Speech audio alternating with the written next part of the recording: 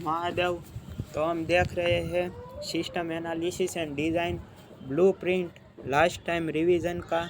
उसके अंदर हमने सिलेबस कवर किया था यूनिट 1 का। आज पहला क्वेश्चन हम डिटेल में जो है वो हम आज बातचीत करने वाले हैं उसके ऊपर। तो चलो देखते हैं।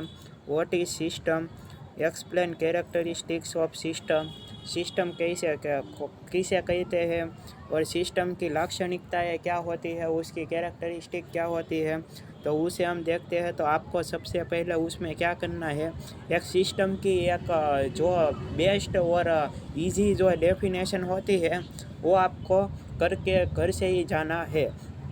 तो सिस्टम की हम डेफिनेशन देखते हैं। The word system is derived from Greek word system.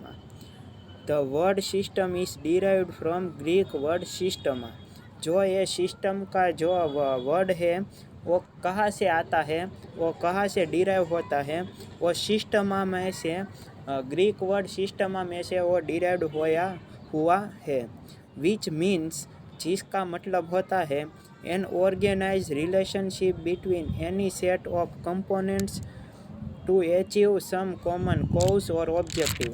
जिसका उपयोग का होता है ऑर्गेनाइजेशन के अंदर रिलेशनशिप, वो कंपोनेंट के बीच में जो रिलेशनशिप होती है वो प्रदर्शित करता है। और वो कंपनी का जो ऑब्जेक्टिव, जो गोल होता है वो हमें बताता है कि वो कैसे वो अचीव करेगा और वो सक्सेस मिल सकती है। उसे हम सिस्टम एनालिसिस एंड डिज़ाइन कहते हैं। कैरेक्टरिस्टिक्स के ऊपर हम आगे बढ़ते हो तो कैरेक्टरिस्टिक्स में 5 मेन कैरेक्टरिस्टिक्स है।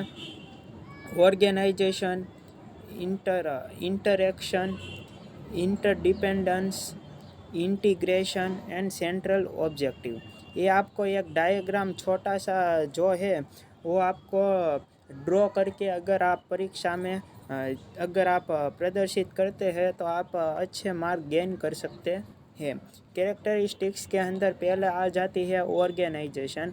ऑर्गेनाइजेशन मीन्स कौन सी जो कंपनी है, कौन सी वो स्थल है कि जो वो ऑर्गेनाइजेशन के अंदर, ऑर्गेनाइजेशन से ही सब शुरू होता है ना, वहाँ से प्रोजेक्ट सब डेवलप होते हैं, वो सब आता है। इंटरेक्शन, हमारे जो कंपोनेंट होते हैं इनपुट और आउटपुट के, वो एक दूसरे के साथ कैसे इंटरेक्शन करते हैं।